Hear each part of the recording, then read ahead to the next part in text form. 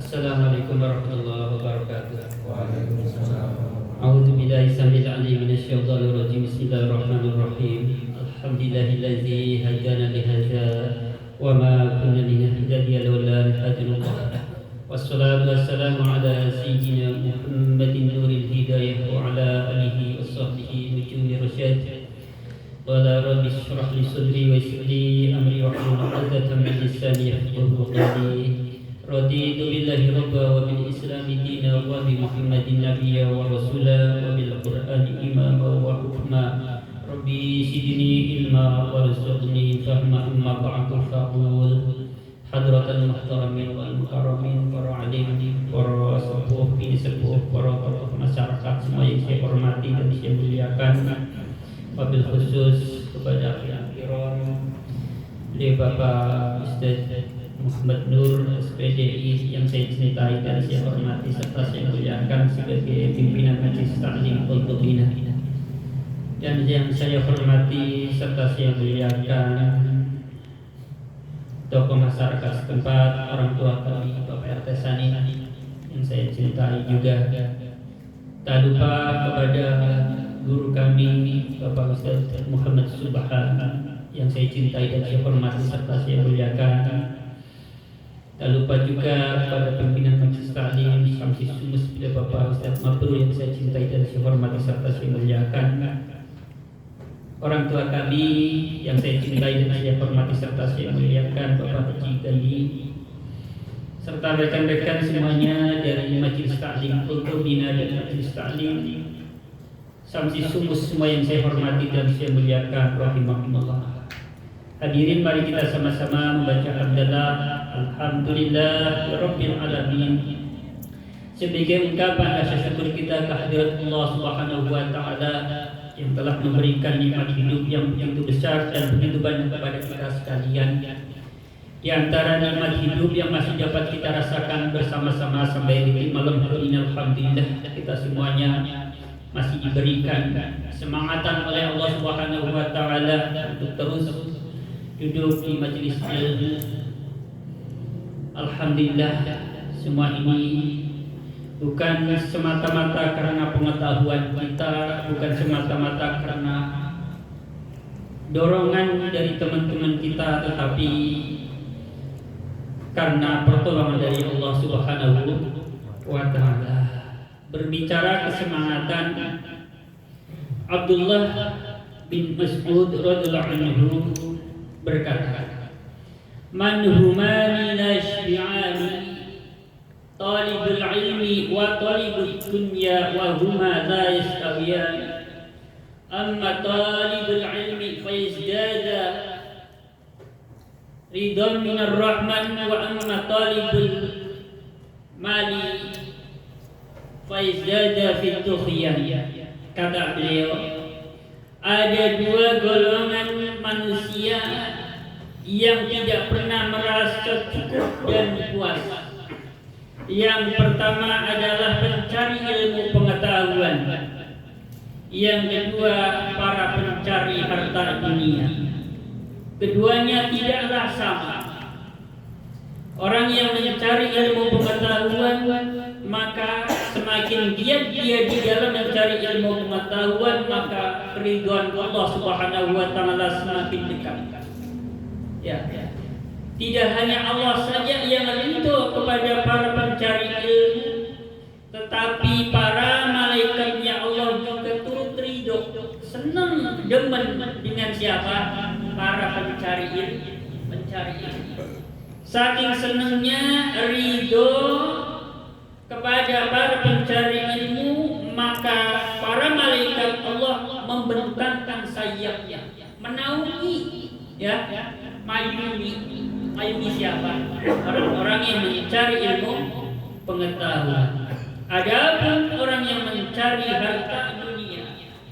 maka akan semakin tambah kelalaiannya kepada Allah Subhanahu wa taala. Saudaraku rahimakumullah, semua yang saya hormati dan saya muliakan, salawat serta salam semoga tersanjungkan atas baginda Nabi Muhammad sallallahu alaihi wasallam.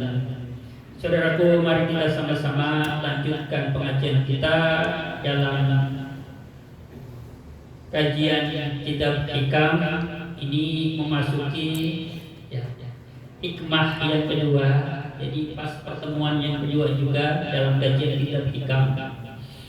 Tetapi sebelum saya menyampaikan hikmah yang kedua, sedikit saya ingin menambahkan yang berkaitan dengan pertemuan sebelumnya, yakni pembahasan tentang roja.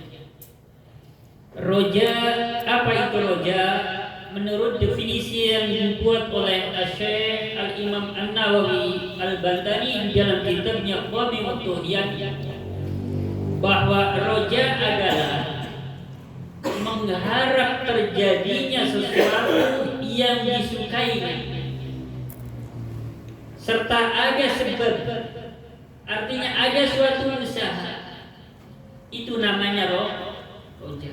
Contoh, kita kepingin masuk surganya Allah Subhanahu wa taala, kita ingin mendapatkan ridhonya Allah Subhanahu wa taala, maka ada sebab-sebab yang kita lakukan.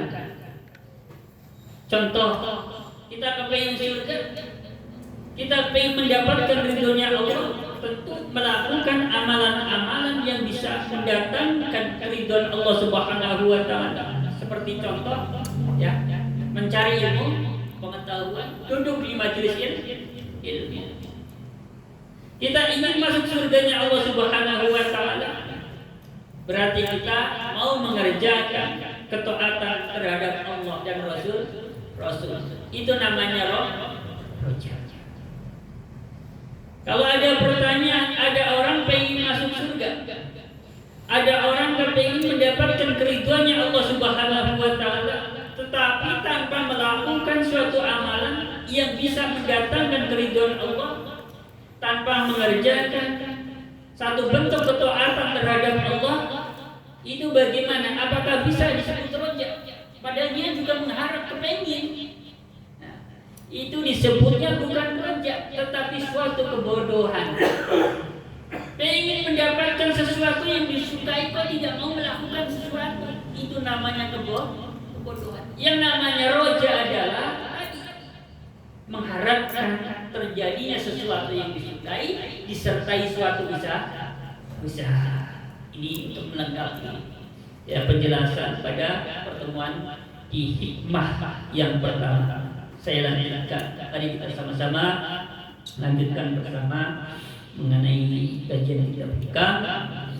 Bismillahirrahmanirrahim. Al-hikmatu tsaniyatu min hikami Ibni Athaillah. Hikmah yang kedua dari kitab Hikamnya Sayyid Ahmad bin Athaillah. Qala al-mu'allif rahimahullahu ta'ala wa nafa'na bi 'ulumihi fid dharain amin. Penyusun kita berkata, semoga Allah merahmatinya dan semoga ilmunya juga bisa bermanfaat bagi kita semua dunia akhirat.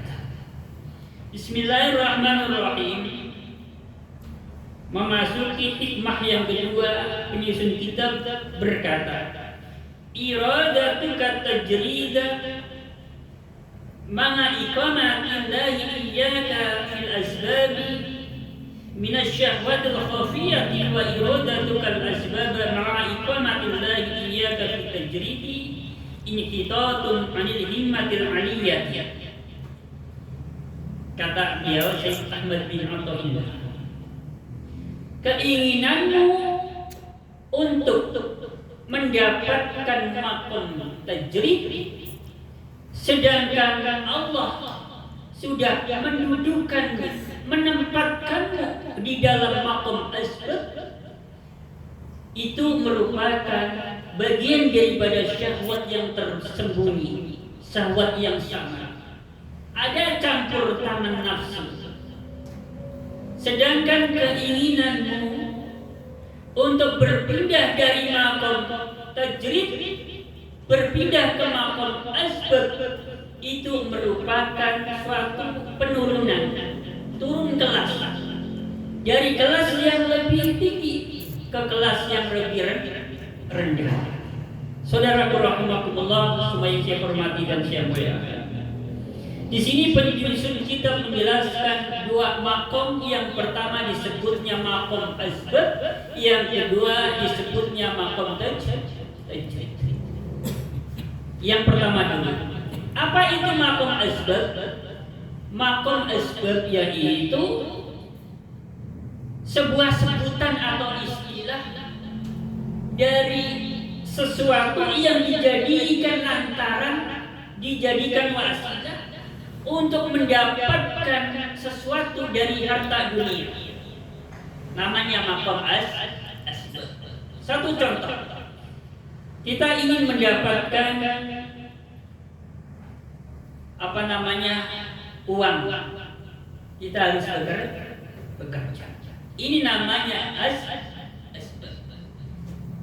Kita ingin memakai pakaian yang bagus, kita usaha untuk mendapatkan uang hingga kita membelinya. Itu namanya asbab. Jadi makom asbab adalah makom di mana seseorang untuk mendapatkan segala sesuatu untuk hajatnya itu disertai dengan sebuah usaha. Yang kedua, apa itu makom tajrid? Makom tajrid adalah sebuah makom di mana seseorang mengosongkan kehidupannya dari segala urusan duniawi. Jadi orang-orang yang sudah menduduki makom tajrid, dia tidak memiliki kesibukan tentang urusan dunia. Jadi seluruh waktunya digunakan untuk beribadah kepada Allah Subhanahu wa Ta'ala. Saudaraku rahimakumullah, supaya saya hormati dan saya muliakan. Jadi Allah Subhanahu wa Ta'ala menciptakan kita sebagai manusia, memang diciptakan untuk menghambakan diri kepada Allah Subhanahu wa Ta'ala, disebutnya ibadah. Sesuai dengan firman-Nya, A'udzubillahi minasyaitonirrajim, bismillahirrahmanirrahim. Wa ma khalaqatul jinna wal insa illa liya'budun. Kata Allah, dan tidak aku ciptakan jin dan manusia melainkan untuk beribadah kepada-Ku, kata Allah. Jadi fungsi kita sebagai manusia diciptakan oleh Allah Subhanahu wa Ta'ala itu untuk beribadah. Untuk beribadah. Adapun yang lain-lainnya itu anggap saja itu hanya pelengkap. Kita kerja pelengkap untuk melengkapi kehidupan kita. Kita menikah, kita bergaul, itu untuk melengkapi kehidupan kita. Tetapi tujuan daripada kita hidup di dunia ini adalah menghambakan diri, beribadah kepada Allah Subhanahu wa Ta'ala. Saudaraku rahimakumullah, supaya saya hormati dan saya muliakan. Berbicara tentang ibadah. Ibadah itu ada ibadah mahdoh, yang artinya ibadah yang murni. Yang dimaksudkan ibadah yang murni itu bagaimana? Ibadah yang murni artinya ibadah yang langsung berhubungan dengan Allah Subhanahu wa Ta'ala. Contohnya apa? Contohnya kita sholat, kita puasa, kita baca Al-Quran, kita wiridan, kita sholawatan. Ini contoh daripada ibadah mahdoh, artinya ibadah yang langsung berhubungan dengan Allah Subhanahu wa Ta'ala. Ada lagi disebutnya ibadah ghairu mahdoh, yakni ibadah yang tidak murni. Artinya ibadah yang tidak langsung berhubungan dengan Allah Subhanahu wa Ta'ala. Contohnya silaturahim. Ya, bisa menjadi contoh amal ibadah. Kalau memang ada dasar niat yang baik dalam rangka menjalankan perintah Allah dalam Al-Quran, dalam rangka menjalankan sunnah Rasulullah SAW. Ya, kita mengunjungi salah satu teman kita itu menjadi amal ibadah. Termasuk juga ketika kita bekerja bisa menjadi ibadah. Tentu apabila semuanya didasari dengan niat yang baik. Kita menikah juga bisa menjadi amal ibadah. Kalau memang ada dasar niat yang baik. Nah, jadi tadi kembali bahwa ibadah itu ada ibadah mahdoh, artinya ibadah yang langsung berhubungan dengan Allah Subhanahu wa taala. Ada ibadah khairul mahdoh. Termasuk kita gotong royong, kerja bakti. Ini juga masuk kategori ibadah khairul mahdoh, artinya ibadah-ibadah yang tidak langsung berhubungan dengan Allah Subhanahu wa taala. Tapi apabila kita diniati dengan niat yang baik, insyaallah menjadi amal ibadah. Saudaraku rahimakumullah, saya hormati dan saya muliakan. Kembali lagi ke pembahasan awal, yakni berbicara tentang maqam asbab. Jadi kita semua ini insyaallah maqamnya adalah maqam asbab. Memang tujuan Allah menciptakan kita untuk beribadah. Nah, sehubungan maqam kita adalah maqam asbab. Untuk beribadah itu butuh yang namanya sarana prasarana. Contoh, kita sholat. Padahal salah satu syarat sahnya sholat kan menutup aurat. Berarti kita harus memiliki pakaian. Nah, untuk mendapatkan pakaian itu kita harus membelinya dengan uang. Kita untuk yang tidak memiliki usaha berarti harus bekerja. Nah, namanya bekerja untuk mendapatkan segala hajat kita yang kemudian kita gunakan untuk beribadah. Ini namanya sebutnya asbab atau beberapa sebab. Jadi buat kita yang maqam asbab, maka jangan menginginkan pindah ke maqam tajrid dengan alasan ingin menggunakan seluruh waktunya untuk beribadah kepada Allah Subhanahu wa taala. Jadi misalkan satu contoh kayak gini, Mas Andi izin kepada ayah Andi kepengen pesen lah. Emang kenapa Andi kepengen fokus hidupnya untuk digunakan untuk beribadah kepada Allah Subhanahu wa taala saja. Enggak kepengen kerjakan itu urusan duniawi. Terus anak istrimu bagaimana? Anak istriku aku titipkan kepada Allah Subhanahu wa taala atas dasar tawakal. Perlu diketahui bersama saudara bahwa tawakal pun itu ada kelas-kelas.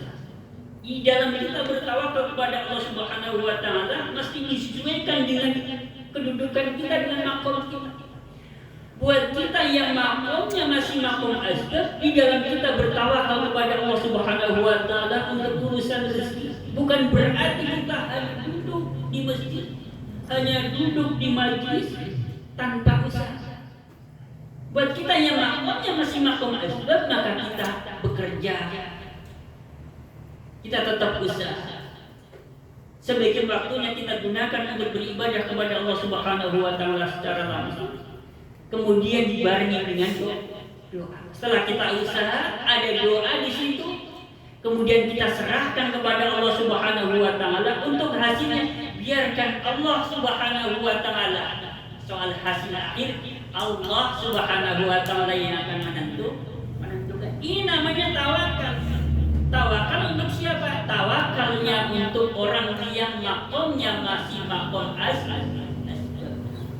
Mohon maaf ini yang masih muda-muda, ya, jangan sampai ikut-ikutan ya, dengan dalih kepingin fokus lagi dalam urusan agama, misalkan kemana-kemana kayak gitulah, sampai meninggalkan pekerjaan padahal memiliki tanggung jawab keluarga, istri dan anak. Jangan sampai ya. Waktunya kerja, waktunya ngaji, waktunya sholat. Ya. Saudaraku rahimahullah, semuanya saya hormati dan saya muliakan, supaya kita lebih paham lagi tentang makom kita Apakah sudah diridhoi oleh Allah Subhanahu wa taala sepenuhnya apapun di dalam posisi kita sebagai makom asbab? Mari kita ketahui terlebih dahulu tanda-tandanya mengenai orang-orang yang sudah diridhoi oleh Allah Subhanahu wa taala dalam posisi makom asbab. Tanda yang pertama, husulul kifayah wal mu'asyah lil fuqara wal masakin. Tanda yang pertama, seseorang sudah diridhoi oleh Allah Subhanahu wa taala dalam makom asbab, yaitu usahanya bisa mencukupi kebutuhan dirinya dan keluarganya, serta bisa membantu orang lain yang kesusahan. Ini satu tanda bahwa usaha kita sudah diridhoi oleh Allah Subhanahu wa taala. Jangan ditinggalkan usaha yang model kayak gini, ya, untuk dirinya, ya, untuk kebutuhan hari-hari, makan, pakaian terpenuhi, untuk kondangan selalu ada, untuk keluarga ada, membantu orang yang perlu dibantu bisa. Ini namanya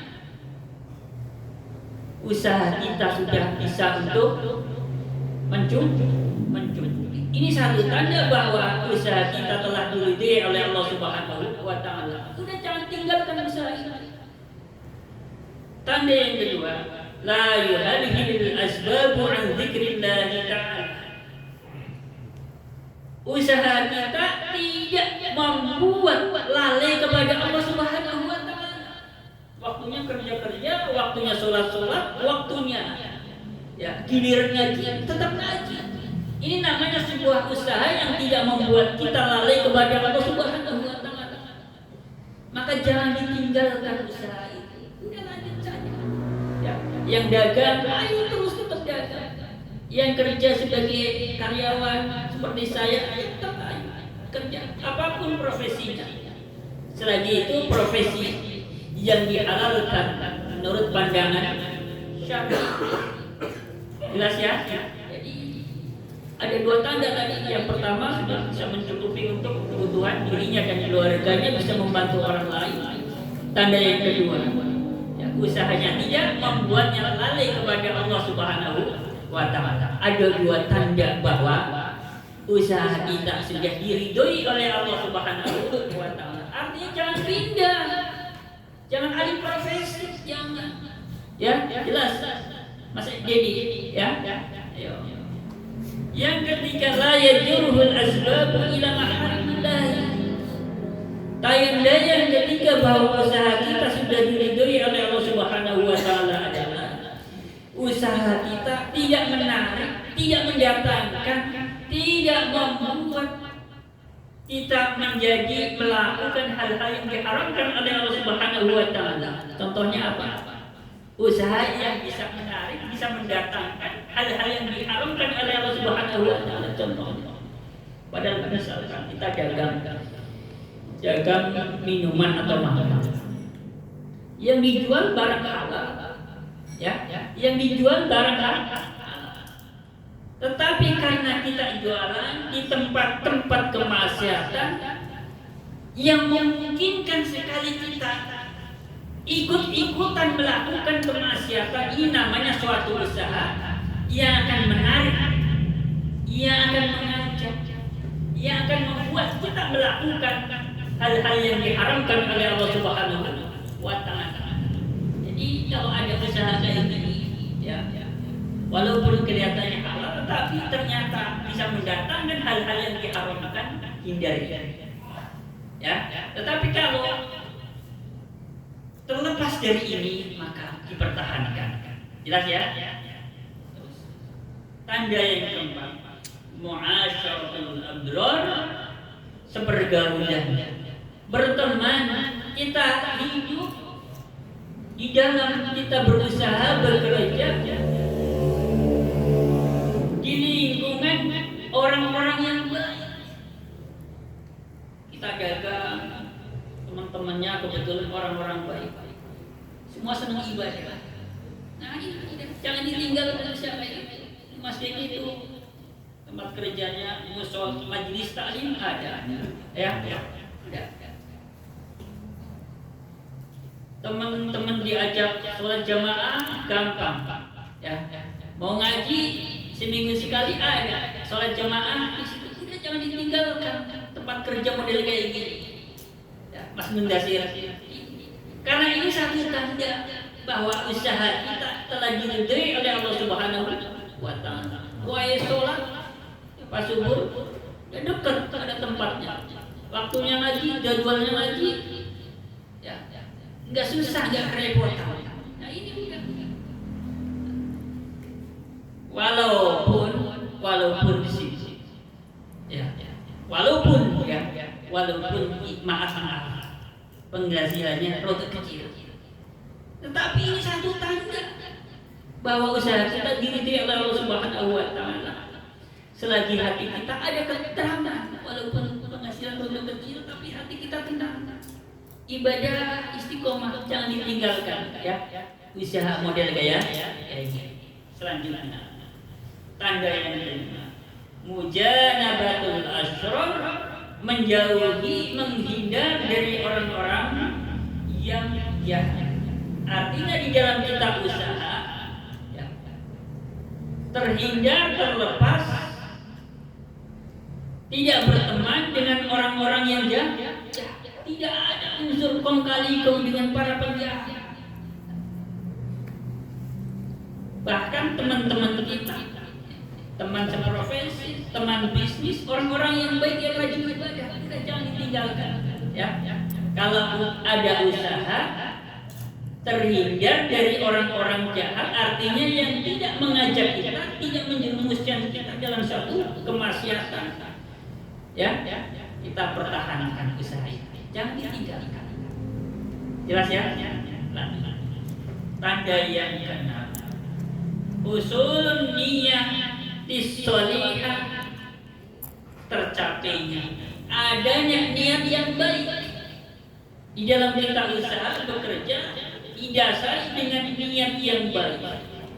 Tujuannya apa? Tujuannya untuk memenuhi kebutuhan kita sendiri, memenuhi kebutuhan keluarganya, supaya tidak tamak, supaya tidak mengharapkan pemberian orang-orang.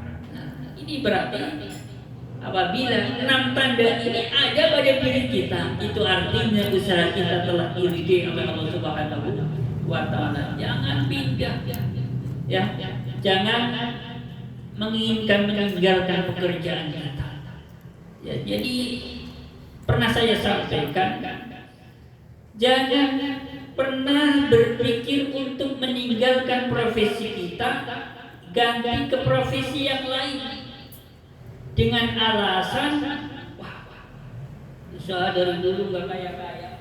Misalkan kayak saya profesi sebagai penjahit, misalkan kayak gini-gini aja, ya. Setelah saya membaca hadis baginda Nabi Muhammad SAW dari Sayyidah Aisyah, riwayat Imam Ahmad bin Hanbal dan Imam Ibnu Majah, Nabi bersabda, "Idza sababallahu li ahadikum rizqan min wajhin fala yad'u hatta yadkhula lahu." Kata Nabi, apabila Allah sudah membuatkan satu sebab pada salah satu di antara kalian, membuatkan satu jalan rezeki, di mana dari situ salah seorang di antara kalian mendapatkan rezeki dari Allah Subhanahu wa Ta'ala, maka jangan tinggalkan sebab itu, jangan tinggalkan usaha itu, jangan tinggalkan profesi itu. Sampai kapan? Sampai biarlah Allah yang akan menggantikannya sendiri. Jadi kalau ada pertanyaan, Ustaz, sampai kapan Ustaz berhenti jadi penjahit? Biarlah Allah yang akan menghentikan dan menggantikan profesi saya, baru saya akan berhenti dari dunia penjahitan. Itu Pak Ustaz, ya. Saya nggak akan berhenti dari dunia menjahit, kecuali kalau Allah sendiri yang menggantikan. Contohnya kalau sebuah profesi, sebuah usaha yang Allah sendiri yang menggantikan, itu bagaimana? Ya, kita mengambil peristiwa COVID kemarin. Ada sebuah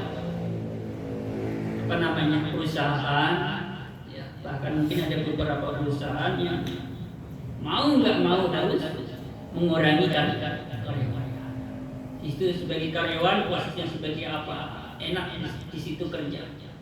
Mau nggak mau harus ganti profesi karena memang ada pengurangan kan? Mikir mau usaha apa ya? Akhirnya ada yang jualan begini begitu. Ini namanya satu profesi yang Allah sendiri yang akan menggantikan. Ini namanya memang dipaksakan oleh Allah Subhanahu wa taala untuk ganti profesi. Itu.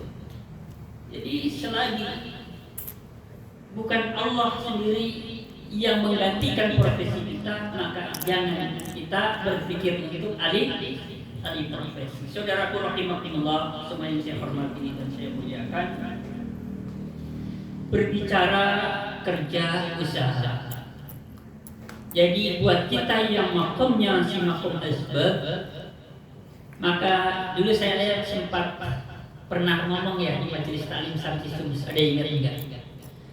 Bagi kita ini yang belum bisa memaksimalkan waktunya di malam hari untuk beribadah kepada Allah Subhanahu wa taala. Ya, daripada waktunya terbuang sia-sia, bahkan berpotensi untuk bermaksiat kepada Allah Subhanahu wa taala, untuk melakukan hal-hal yang tidak penting, bisa terjerumus dalam kemaksiatan. Saya berpikir lebih baik banyakin lembur. Lebih baik banyakin. Karena memang makom kita makom asbab. Daripada waktunya dibuang untuk hal-hal yang tidak penting, ada kerjaan lebih baik lembur. Karena apa? Akan bisa menekan kemaksiatan yang tadinya kemana main apa, karena kita sibuk kerja kan ketunda kemaksiatan. Ini namanya suatu kesibukan yang bisa menekan kemaksiatan. Jadi Pak Subur ya jangan gengsi untuk lembur ya. Maaf, ini saya bukan berarti berpihak ini sedang berpihak kepada bos, bukan ya. Itu cara berpikir saya. Dulu saya giat banget lembur, Pak Ustaz. Ya, karena saya dulu merasa belum bisa memaksimalkan waktu saya untuk beribadah. Sekarang berpikir kalau saya lembur terus, kapan ibadah saya? Mikirnya udah ganti lagi. Saya banyakin malam hari untuk baca kitab. Tapi bukan berarti terbuang sia-sia. Seandainya sekarang ini saya tidak bisa memanfaatkan waktu saya di malam hari untuk banyak-banyak membaca. Untuk hal-hal yang istilahnya berkaitan dengan masalah keagamaan, ya saya lebih baik lembur lagi. Ya, jadi prinsip saya dalam hidup ini, kalau nggak dapat dunia, dapat akhirat. Artinya kalau nggak dapat uang, dapat pahala begitu. Jadi jangan sampai nggak dua-duanya, duit nggak dapat, pahala enggak, dosa iya. Ini sebab apa? Sebab kita belum bisa menggunakan waktunya secara maksimal untuk beribadah kepada Allah Subhanahu wa taala. Tetapi tidak mau menyibukkan diri untuk bekerja, maka akan berpotensi melakukan banyak kemaksiatan. Jelas ya. Jadi besok lagi kalau misalkan Pak RT, saya absen, kemana ustaznya? Lagi lembur dan cuman. Ya, tapi doakan saja. Saya jangan sampai absen karena lembur. Mohon doanya. Karena ibu berapa setiap saya lama saat interview, maka saya sudah bilang pada hari-hari tertentu, malam-malam tertentu saya tidak bisa lembur. Waktu itu kegiatan malam Jumat saya tidak bisa lembur. Dan untuk hari Minggu saya tidak mau menghubungi berhubungan dengan masalah kerjaan saya. Ada yang langsung kalau kayak gitu nggak bisa Pak kerja di sini, ya udah nggak apa-apa. Jadi memang udah konsekuensi dari awal Pak. Jadi setiap saya melamar kerja begitu ada perjanjian, ya. Makanya pernah waktu itu saya sempat agak marah-marah juga karena udah ada perjanjian malam Jumat mau pulang disuruh lembur. Saya dulu kan sudah bilang, ya. Saya mau kerja di sini dengan catatan malam Jumat bebas dari lembur. Nah, jadi ini artinya apa? Artinya ya, kita untuk urusan ibadah, urusan keagamaan memang harus dijadwalkan, ya, Nggak bisa kita nyari istilahnya lah besok kalau ada waktu luang, nggak bisa, harus dijadwalkan. Jadi insya Allah waktu-waktu yang sudah saya jadwalkan ya insya Allah akan saya usahakan bisa hadir. Jadi insya Allah ke depan juga insya Allah saya memohon kepada Allah Subhanahu Wa Taala jika ada alasan karena lagi lembur. Ya, tadi saya memang sempat pesimis karena jam 7 saya masih ada di stasiun Halim macet. Jadi dari Rawamangun ke Halim itu waktu 1,5 jam macet total. Kebetulan di situ dengar iqomah, saya mampir dulu ke masjid setengah jam, saya jalan lagi jam 9 menit saya jalan. Alhamdulillah saya senang sekali akhirnya bisa hadir dalam forum yang mulia. Saudaraku rahimakumullah, semua yang saya hormati dan saya muliakan, kita lanjutkan lagi. Jadi kalau ada pertanyaan begini, mengapa Allah memberikan rezeki kepada kita melalui jalan usaha? Ini masih bicara seputar makom asbab. Ini sering kali ada muncul pertanyaan-pertanyaan seperti ini. Apakah Allah tidak bisa memberikan rezeki kepada kita tanpa melalui usaha, tanpa melalui kerja? Bisa. Ya. Tetapi masalahnya, jadi ada satu ayat di situ yang kemudian ayat tersebut ditafsiri oleh Syekh bin Ibrahim di dalam kitab Tanbihul Ghafilin. Bui ayatnya. A'udzubillahi minasyaitonir rajim. Bismillahirrahmanirrahim. Walau basatallahu rizqa li ibadihi labaghaw fil ardi. Yang artinya ini ayat, dan sekiranya Allah meluaskan, melapangkan rezeki kepada hamba-hambanya, niscaya mereka akan berbuat banyak kemaksiatan. Jadi Syekh bin Ibrahim dalam tafsir ayat ini beliau mengatakan, kalau saja Allah memberikan rezeki yang begitu luas, yang begitu banyak kepada hamba-hambanya tanpa melalui satu jalan usaha, nggak ada kesibukan sama sekali, makanan langsung datang dari langit, ujung-ujung ada ya, di meja makan, apapun rezeki yang Allah berikan tanpa melalui jalan usaha, maka kata beliau dalam tafsir ayat ini, yang akan terjadi yang pertama, pengangguran akan merajalela. Untuk apa kerja? Maka udah ada di situ datang. Pakai langsung Allah datangkan dari surga. Untuk apa orang kerja? Kalau sudah pengangguran di mana-mana, maka kata beliau di dalam tafsir ayat ini, maka yang akan terjadi adalah kerusakan di mana-mana. Orang banyak duit, ya, nggak ada kesibukan apa-apa. Akhirnya yang terjadi berantem dulu, ya, perang, kelurahan sana sama kelurahan sini, orang gak ada kesibukan. Jadi salah satu hikmah, manfaat dibalik kesibukan kita bekerja adalah untuk menekan kerusakan. Artinya untuk menekan banyak kemaksiatan. Saudara-saudara rahimahullah, supaya saya hormati dan saya muliakan, lanjutkan ke tentang makom tajrid. Kita berapa Ustaz? Masih aman ya? Jam 10, setengah 11. Setengah 11. Gimana ini Pak Ustaz? Lanjut atau gimana? Teman-teman gimana? Ya. Saya minta ridhonya ini, jangan sampai nanti ngerasa keberatan ya. Saya lanjutkan ini biar lengkap, biar satu pertemuan satu jam. Soalnya sebulan sekali. Kemudian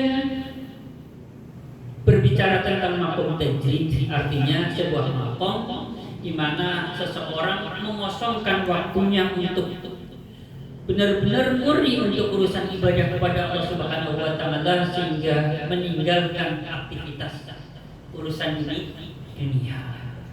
Jadi tanda seseorang telah diridhai oleh Allah Subhanahu wa Ta'ala, dia berada di makom tajrid adalah yang satu. Nomor satunya, ya tasarrakallahu kifayah. Allah memberikan kecukupan kepadanya secara anugerah. Jadi orang-orang yang memiliki contoh misalnya harta warisan yang banyak, ini kan tanpa capek kerja,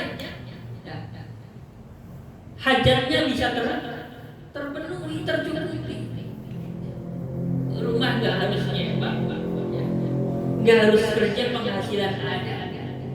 Nah, ini salah satu contoh, salah satu tanda bahwa seseorang itu telah diizini oleh Allah Subhanahu wa taala untuk memasuki maqam tajrid.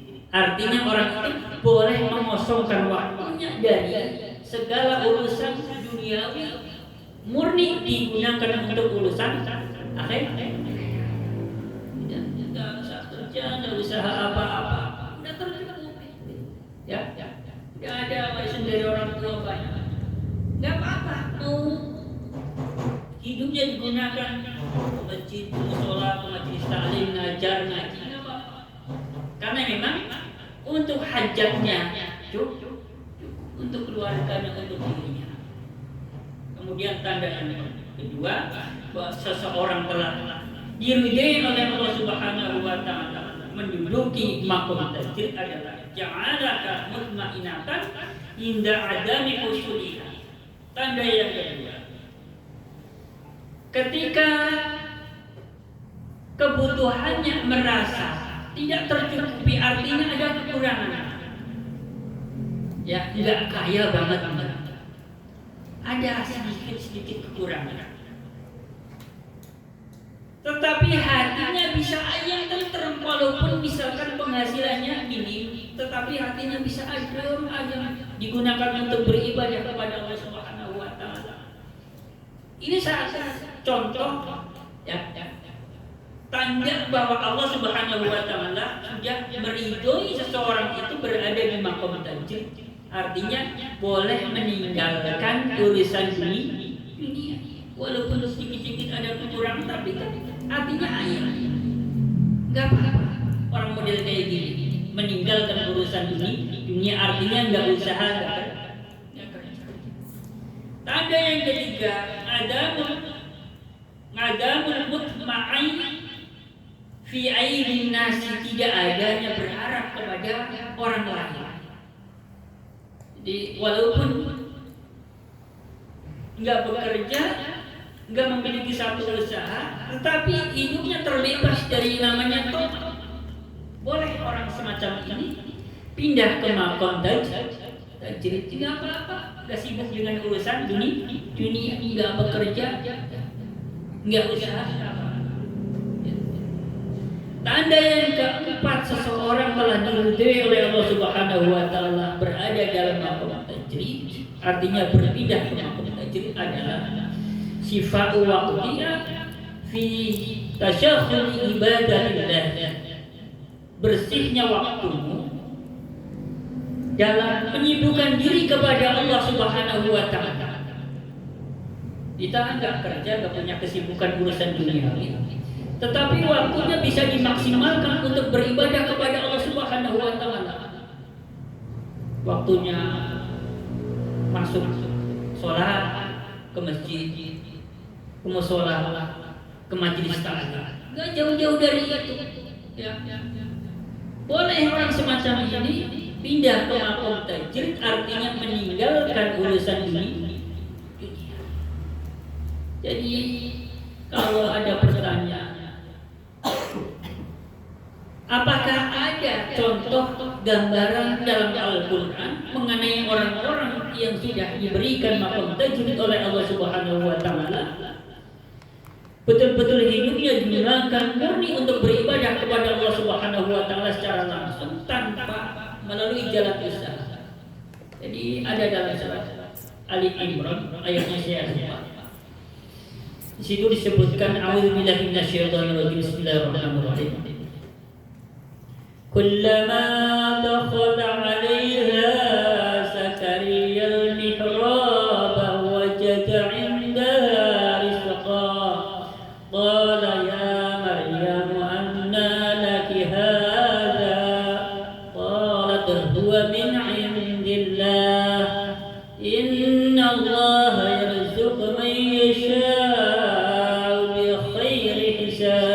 yang artinya setiap kali Nabi Zakaria alaihissalam memasuki mihrab.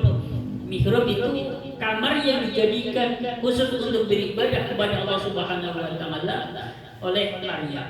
Setiap kali Zakaria memasuki mihrabnya Maryam, maka Zakaria menemukan rezeki, menemukan makanan, mendapati makanan, di situ mesti ada makanan. Maka Nabi Zakaria bertanya, "Wahai Maryam, makanan ini engkau dapatkan dari mana?" Maka Maryam menjawab, "Dia datang dari sisi Allah Subhanahu wa taala. Sesungguhnya Allah memberikan rezeki kepada siapa saja orang yang dikehendaki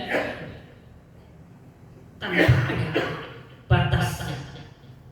Jadi inilah ayat yang dijadikan dalil oleh para ulama bahwa makom tajrid itu ada. Artinya ada orang-orang yang dikehendaki oleh Allah Subhanahu wa taala tanpa usaha, tanpa kerja, rezekinya dicukupi oleh Allah Subhanahu wa taala secara langsung, termasuk para wali-wali. Enggak pernah kerja, hidupnya hanya beribadah kepada Allah Subhanahu wa taala. Paling ngajar ngaji, banyak kan di besar yang hidupnya benar-benar ibaratnya enggak pernah nyentuh cangkul. Kalau di kampung nggak pernah nyentuh alat kerja apapun ya, nukang juga enggak, bertani enggak, dagang enggak. Benar-benar waktunya hanya digunakan untuk ibadah kepada Allah Subhanahu wa taala sama ngajar saja. Tetapi kecukupan. Kadang orang-orang semacam itu hidupnya lebih enak daripada kita yang kerja tiap hari. Mobilnya bisa jadi lebih mewah, rumahnya lebih bagus, pakainya kadang lebih bagus. Ya memang itu sudah dikehendaki oleh Allah Subhanahu wa taala. Jadi saya garis bawahi, apabila kita yang masih makomnya makom asbab kok menginginkan semacam itu artinya ada keinginan yang bercampur dengan syahwat, ada campur tangan nafsu. Jadi dulu saya cerita Pak RT waktu masih bujangan menjelang dari pondok pesantren. Saya dulu ini penggemar kitab Mujarab. Penggemar kitab Mujarab. Saya baca berulang-ulang. Di situ ada doa namanya doa Nabi Sulaiman alaihissalam. Saya baca sampai hafal. Menurut penyusun kitab di situ, siapa orang yang mengamalkan doa Nabi Sulaiman alaihissalam sebanyak sekian kali, kayak itu saya tidak lupa, itu di awal-awal tahun 2000-an. Kemudian mengambil satu ruas kunir yang utuh, jangan dipotong, dipendem di tanah, di atasnya kita baca wiridan. Ya beri dalam hitungan berapa bulan ya. Menurut keterangan di situ akan berubah menjadi emas. Saya membayangkan saya jadi santri lama, kepinginnya pulang tinggal ngajar ngaji, nggak usah kerja. Saya membayangkan, tapi kepingin kaya, nggak usah kerja. Saya lakukan itu. Pada waktu yang sudah ditentukan, artinya sesuai dengan catatan di situ, saya buka. Benar, kunir tetap kunir Pak RT. Yang ada bukan kunir berubah jadi emas, tapi tambah apa? Kosong.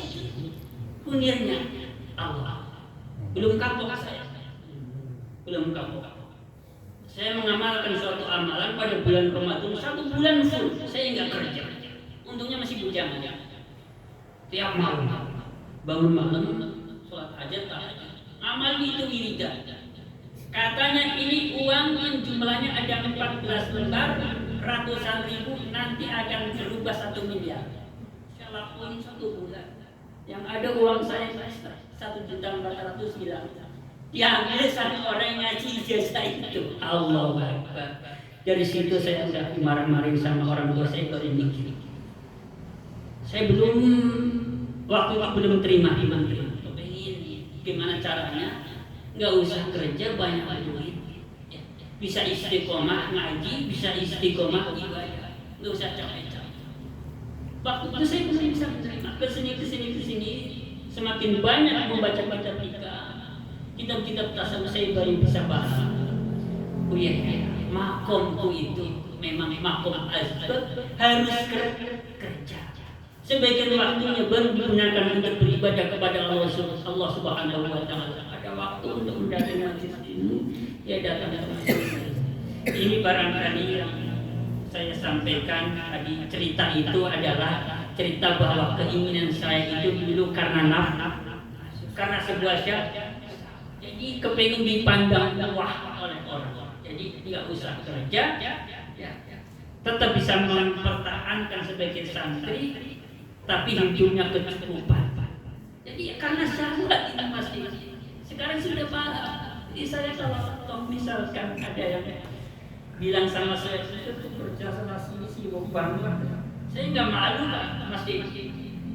Karena memang ini makom saya nggak mau apa istilahnya menafikan itu makom saya. Memang saya masih berada di dalam makom asbab yang sebagian waktunya harus saya gunakan untuk bekerja. Mohon maaf saudaraku semuanya apabila ada penyampaian saya yang kurang berkenan di hati saudara-saudaraku sekalian, ataupun mungkin ada kalimat-kalimat yang dinilai kurang sopan di hati saudara-saudaraku sekalian, khususnya kesepuhan, mohon minta maaf yang seluas-luasnya. Akhirul qouli billahi taufiq wa hidayah. Assalamualaikum warahmatullahi wabarakatuh.